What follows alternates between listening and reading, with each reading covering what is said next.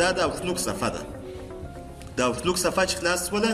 دا ساحه کلوز بټن دی، دا مینیمایز بټن دی، دا هم مینیمایز بټن دی د دې لپاره چې موږ یې د وینډوز صفحې څخه ښکته کړو. صحیح دی؟ دا د دې لپاره استفاده کېږي، شاید په ورډ کې به مو ویلي وي، د دې لپاره چې موږ تاسې د بټنونه هایډ کړو، ټاپ او کمانډونه هایډ کړو. د دې لپاره موږ تاسې د دې اپشن څخه استفاده کولو ته یوازې ټیبونه راته ښکاره کېږي، او یا هم ټاپس اینډ کمانډس غواړم چې ویې ګورم، هغه په دې ځای کې کولی شم چې ویې ګورم. صحیح شو؟ ورپسې د دې څخه وروسته دا ساحه چې ده دا کله چې تاسو ایمیل واستوئ یا تاسو ته یو څوک وایي چې وایي ما ایمیل درته استوی دی، تا ته ایمیل راغلی دی که نه یې راغلی. که چیرې ایمیل نه و درته راغلی، تاسو پر دغه ساحه باندې پر دا سینډ ریسیو فولډر باندې کلیک کوئ، دی تقریبا ریفریش غوندې دی.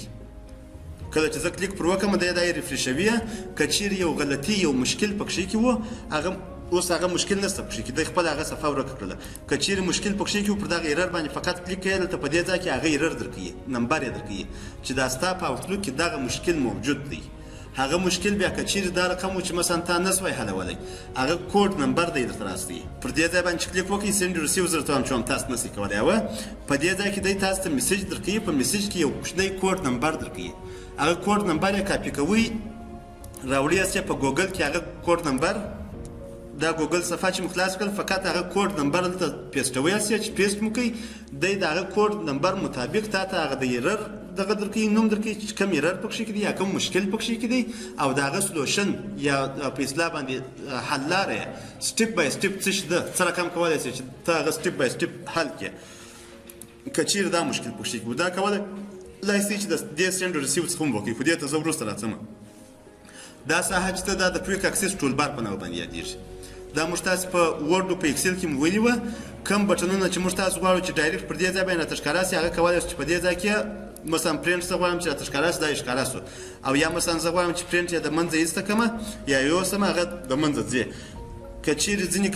کمانډونه دا رقم وه چې په دې ځای کې نه وه، کولی شئ چې هغه کمانډونه ته د دې لارې څخه دغه کړې ور اډ یې کړې. مثلا پر دې ځای باندې که چیرې زه کلیک وکړم آل کمانډس، دا د مایکروسافټ اوټلوک ټول کمانډونه د سره څخه تر اخره پر ټول کمانډونه دلته درته ښیي. هر کمانډ چې دې په کار و، مثلا دغه کمانډ دې په کار دی، فقط اډ پر کلیکوي، دی راځي و دې طرف ته، اوکې پر وایې، دی په کوم ځای کې راځي؟ په دغه کویک اکسس ټول بار کې راځي درته. صحیح دی؟ او یا مثلا کولی شئ چې دغه کویک اکسس ټول بار ته راسئ. مثلا ځینې کمانډونه دا رقم دي چې ته غواړې چې یوازې د هوم ټاپ کمانډونه وګورې، دا د هوم ټاپ کمانډونه دي. د هوم ټاپ څخه مې هدف دا دی دغه ټاپ. صحیح دی؟ ورپسې که چیرې غواړې چې مثلا د ویو ټاپ دا وګورې، مثلا د سینډ ریسیو دا وګورې، دا دغه د دې ټاپو کمانډونه پر هر ټاپ باندې چې کلیک وکړې، مثلا پر فولډر باندې کلیک وکړم، دا ټول د فولډر کمانډونه دي چې دا راځي. کولی شئ هر کمانډ چې دې په کار دی هغه کمانډ باندې ماس کلیک کوئ، دلته یې اډوئ، دی په کویک اکسس ټول بار کې درته ښکاره کېږي، د دې لپاره چې تاسو هر وخت استفاده ځینې کوئ. صحیح دی؟ ورپسې دا ساحه چې خلاص شوله، دغه ساحه خو موږ ویلې وه چې دا د ټاپ په نامه باندې یادېږي. کله چې زه پر هر ټاپ باندې که چیرې ډبل کلیک پر وکړمه، پر هر ټاپ باندې چې ډبل کلیک وکړمه، دی هغه کمانډونه چې دي هغه کمانډونه یې ورکوي، پورته یې کړله یا هایډ یې کړله. که چیرې بیرته ډبل کلیک پر وکړم، دلته یې ښکاره کوي. دا که چیرې ستاسو څخه په غلطي کې ډبل کلیک وسو پر یوه ټاپ باندې او دغه کمانډونه دا هایډ شوله، بیرته کولی شئ چې د دې ځای څخه یې ښکاره کړئ، او یا هم کولی شئ چې د دې ځای څخه یې ښکاره کړئ. صحیح دی؟ اوس دا یې ورک شوله په دې ځای کې، بیرته کولی شئ چې د دې ځای څخه ښکاره کړو، او یا مثلا پر دې ځای باندې ډبل کلیک کومه،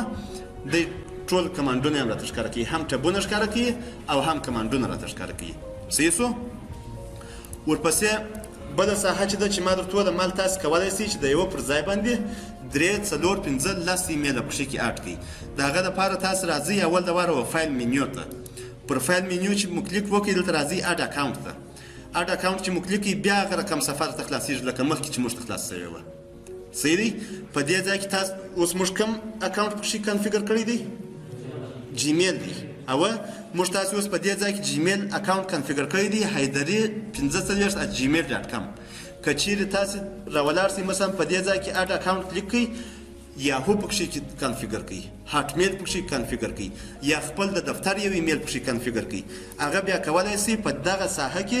دغه ټول ایمیلونه چې دي دا د دې ایمیل ادرس مربوط دي، بل ایمیل ادرس په دې ځای کې درته خلاصېږي. هغه ایمیل ادرس بیا لاندې د هغه انباکس دی سینډ دی ډرافټ دی و ډیلیټ دی دا دغه درته راوړي اپشنونه درته راوړي که چیرې تاسو 4 ایمیل ادرسه درلوده 4 ایمیل ادرسه دغه ایمیل ادرس چې مو پورته کوي یا مو هایډ کوي دا ټول اپشنونه چې مو یې هایډ کړله په دې ځای کې 4 نه 10 دانې ایمیل ادرسونه درته خلاصېږي هر ایمیل ادرس چې ستاسو په کار وي د دې څخه هدف دا دی زه نه پوهېږم چې اسانتیا درته معلومېږي که نه درته معلومېږي یعنې د دې پر ځای باندې چې تاسو یاهو جلا خلاص کړئ هاټمیل جلا خلاص کړئ جیمیل جلا خلاص کړئ د هغه پر ځای باندې تاسو کولی شئ چې فقط یو اوټلوک صفحه خلاصه کړئ د هغه اوټلوک صفحه چې مو خلاص کړل په دغه اوټلوک کې ټول ایمیل ادرسونه درته راځي هر ایمیل ادرس څخه مثلا ته غواړې چې د دغه ایمیل ادرس څخه ته غواړې چې یو دغه واستې یو ایمیل واستې فقط پر دې ځای باندې کلیک کړئ راځي پر نیو ایمیل باندې کلیک کړئ یا مثلا د دغه ایمیل دغه د دې لارې څخه د دې ایمیل ادرس لارې څخه که چیرې ته غواړې چې د دوهم ایمیل ادرس لارې څخه واستې یا مثال هغه یاهو دی پر هغه باندې کلیک کړئ راځي پر نیو باندې کلیک کړئ دی د یاهو څخه ایمیل استول کېږي که چیرې د هاټمیل څخه غواړئ چې د هاټمیل څخه ایمیل واستې بیا هاټمیل دلته په دې ځای په دې ساحه کې هاټمیل سلیکټ کړئ د هاټمیل څخه بیا کولی شئ چې نوی ایمیل واستې نو دا یې اسانتیا ده دا اوټلوک ده بل اوټلوک چې دی ما مخکې درته وویله چې دا ستاسو په کمپیوټر کې جوړ اپلیکیشن دی ستاسو په کمپیوټر کې موجود دی دا براوسر نه دی چې تاسو حتما باید چې د انټرنیټ سره کنیکټ یاست بیا براوسر کار کوي یا جیمیل خلاصولی سي یا هاټمیل خلاصولی سي او یاهو خلاصولی سي دا که چیرې تاسو د انټرنیټ سره نه یاست کنیکټ هم کولی سي چې دا تغییر و تبدیل پکښې راولي صحیح دی فقط یو کار چې نسئ کولی هغه نه ایمیل استولی سي او نه ایمیل ریسیو کولی سي کله چې تاسو د نیټ سره کنیکټ نه یاست و ډیلیټ هغه کېدای سي ډیلیټ خو نو ستا په دا ټول اوټلوک کې ستا و دا 4 ایمیلو ته دې نفس تنګ سو په دا غواړې چې یو دانه ډیلیټ کړې او پښې کړې نو ډیلیټ اپشن هغه کار کوي پښې کړي دا د دې ځای څخه ته کولی سې چې ډیلیټ یې کړې دا هم د دې ځای څخه کولی سې هم د دې ځای څخه کولی سې چې ډیلیټ یې کړې خو دا وروسته راځم ورته ورپسې دغه ساحه چې ده دا خو ستاسو د ایمیل د ادرسو په اصطلاح باندې ساحه ده چې تاسو ته څومره ایمیل ادرسونه تاسو لرئ هغه په دې ځای کې درته ښیي صحیح دی انباکس چې لپاره استفاده کېږي اوس انباکس چې دی و څنګ ته یې 4 دی 4 دا معنی چې یعنې 4 ایمیلونه دا رقم دی چې هغه موږ نه دي ویلي اوس که چیرې زه پر دې باندې کلیک وکړم راسم پر دې باندې کلیک وکړم دا 3 سو